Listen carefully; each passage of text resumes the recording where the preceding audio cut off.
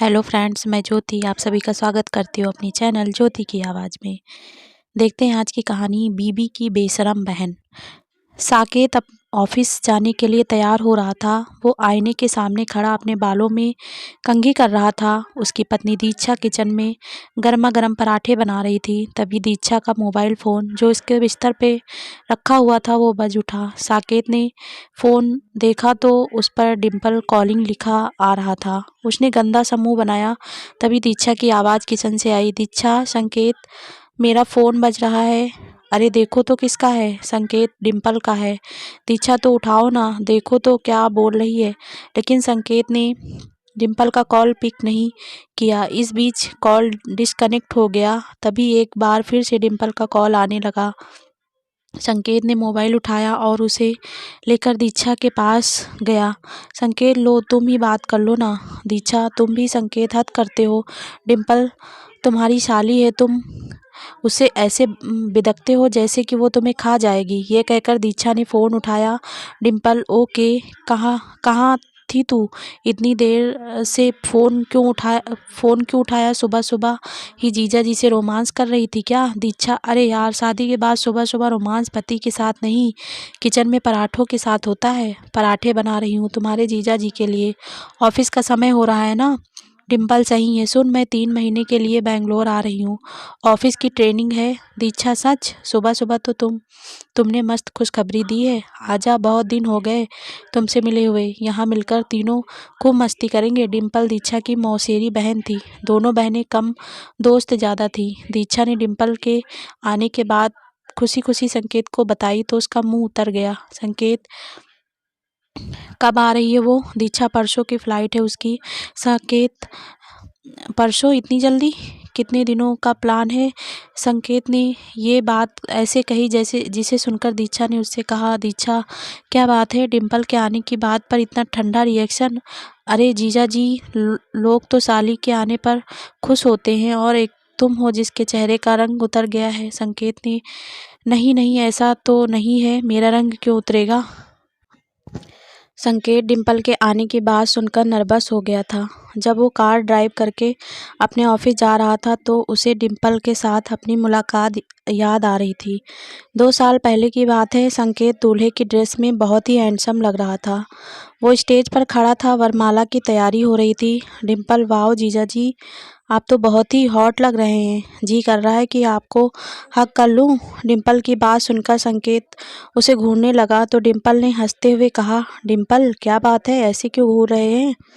कुछ करने का इरादा है क्या? संकेत तब भी डिम्पल को घूर रहा था।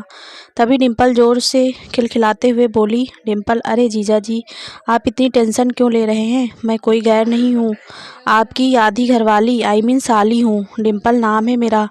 वरमाला के स्टेज पर यही थी डिम्पल के साथ उसकी पहली मुलाकात। बहरहाल संकेत और दीक्षा की शादी हो गई। जब वो दीक्षा को विदा करके ले जाने लगा तो डिम्पल उसके पास आई और उसके कानों में कहा, डिम्पल, क्यों जीजा जी, रात को सोने तो दोगे ना दीक्षा को, या फिर पूरी रात? डिम्पल की बात सुनकर संकेत छेप गया। उस मुलाकात में संकेत के मन में डिम्पल की एक अलग ही छवि बना दी। फिर उन दोनों की कभी मुलाकात तो नहीं हुई, लेकिन 2-3 बार फ़ोन की पर बात हुई। तो डिम्पल, क्यों जीजा जी, अरे कभी आप भी तो फ़ोन कर लिया करो अपनी प्यारी और हॉट साली को। संकेत जी, करूँगा करूँगा डिम्पल, कब? रात को? पर रात को तो आप कुछ और कर रहे होंगे ना? फिर डिम्पल खिलखिलाकर हंसती है। संकेत उस दिन ऑफिस में भी अपसेट रहा। खैर, डिम्पल के आने का दिन आ गया।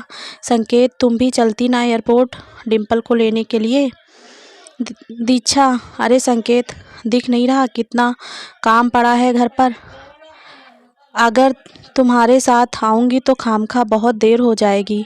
तुम चले जाओ ना, मैं तब तक लंच तैयार करके रखूँगी। उदास मन में संकेत एयरपोर्ट गया। जब वो एयरपोर्ट पहुंचा तो डिम्पल की फ़्लाइट लैंड कर चुकी थी। वो एयरपोर्ट के बाहर काले रंग की मिनी स्कर्ट में खड़ी थी। जैसे ही संकेत वहां पहुंचा, उसने दौड़कर उसे गले से लगा लिया।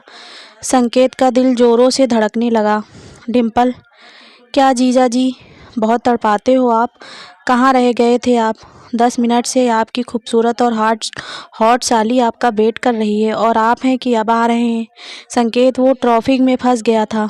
डिम्पल, अरे कभी हमारी निगाहों के घेरे में भी फंसिए ना, निकलने का मन ही नहीं करेगा। ये कहकर डिम्पल फिर से खिलखिलाकर हंस पड़ी और एक बार फिर से संकेत के गले लग गई। संकेत चुपचाप खड़ा डिम्पल को देखता रहा। डिम्पल, क्यों जीजा जी, इसी तरह चिपके रहना है या घर भी चलना है? संकेत की आंखें शर्म से झुक गईं। कुछ देर बाद डिम्पल और संकेत कार में बैठे घर की ओर जा रहे थे। थोड़ी देर बाद वो घर पहुंचे। घर पहुंचकर डिम्पल ने जैसे ही दीक्षा को देखा तो, डिम्पल, ओ माय डार्लिंग, कितनी खिल गई तू। लगता है जीजा जी खूब प्यार करते हैं तुम्हें। दीक्षा, तू भी कर ले शादी, तुझे भी तेरा पति खूब प्यार करेगा। डिम्पल, क्या दीक्षा तुम भी? प्यार करने के लिए शादी की क्या ज़रूरत, क्यों जीजा जी? ये कहकर डिम्पल ने संकेत की ओर देखकर आंख मार दी। संकेत इधर उधर देखने लगा। डिम्पल को आए हुए 2 सप्ताह हो गए थे और इन 2 सप्ताह में उसने कई बार संकेत को छेड़ा और कई बार तो उसके साथ ऐसी हरकत की उसका मन हुआ वो दीक्षा को बता दे। 2 दिन पहले की बात है, दीक्षा घर पर नहीं थी। डिम्पल बाथरूम में नहा रही थी। तभी उसने ज़ोर ज़ोर से चिल्लाना शुरू किया, डिम्पल, जीजा जी, जीजा जी, अरे जल्दी आइए, मुझे बचाइए। संकेत उस समय एक बहुत ही ज़रूरी फाइल पर काम कर रहा था, लेकिन उसने जैसे ही डिम्पल के चिल्लाने की आवाज़ सुनी, संकेत, ये तो डिम्पल की आवाज़ है, क्या हुआ उसे? वो भागा भागा बाथरूम की ओर गया। डिम्पल अब भी चिल्ला रही थी, डिम्पल, जीजा जी, बचाइए, बचाइए। डिम्पल ने बाथरूम का दरवाज़ा खोला। उसके कपड़े पूरी तरह गीले थे। वो एक बार फिर से संकेत के गले लग गई। संकेत, क्या हुआ, तुम चिल्ला क्यों रही हो? डिम्पल, जीजा जी, अभी यहाँ पर एक छिपकली थी, वो मुझे घूर रही थी। संकेत, छिपकली? यहाँ छिपकली कैसे आ गई? डिम्पल, वो तो मुझे नहीं, शायद मुझे नहाते देखने का मन हो। ये कहकर वो एक बार फिर से हंस पड़ी। इस बार संकेत को उसकी इस हरकत पर बहुत गुस्सा आया। संकेत, डिम्पल देखो, ये सब मुझे अच्छा नहीं लगता, प्लीज़ ये सब मत किया करो। अगर दीक्षा को पता लग गया तो मेरे बारे में क्या सोचेगी? डिम्पल, दीक्षा को बोलेगा कौन जीजा जी? डिम्पल ने ये कहकर एक बार फिर अपनी आंख मारी। संकेत वहाँ से चला गया, लेकिन डिम्पल की इन सब हरकतों के कारण संकेत बहुत डरा डरा और टेंशन में रहने लगा। एक दिन जब दीक्षा ने उससे इसका कारण पूछा तो संकेत, दीक्षा, डिम्पल का बिहेवियर मुझे सही नहीं लगता, वो कुछ अजीब सा मजाक किया करती है, मैं उनमें कंफर्टेबल नहीं फील करता। दीक्षा, अरे संकेत, तुम भी ना, अरे वो साली है तुम्हारी, वो नहीं करेगी तुमसे मजाक तो फिर कौन करेगा? एक बात और, वो हमेशा से ऐसी ही है, उसकी बातों पर इस तरह टेंस हो जाओगे तो फिर हो गया, बात आई गई हो गई। संकेत भी दीक्षा की बातों को सुनकर चुप्पी लगा गया, लेकिन उस रात की घटना ने संकेत की चुप्पी तोड़ दी। असल में कुछ दिनों से दीक्षा की तबीयत ठीक नहीं चल रही थी। उस रात दीक्षा को दवा देकर संकेत गैलरी में टहल रहा था क्योंकि उसे नींद नहीं आ रही थी। तभी डिम्पल वहां आ गई। डिम्पल, क्या हुआ जीजा जी, नींद नहीं आ रही क्या? संकेत, हाँ, थोड़ा सिर में दर्द है।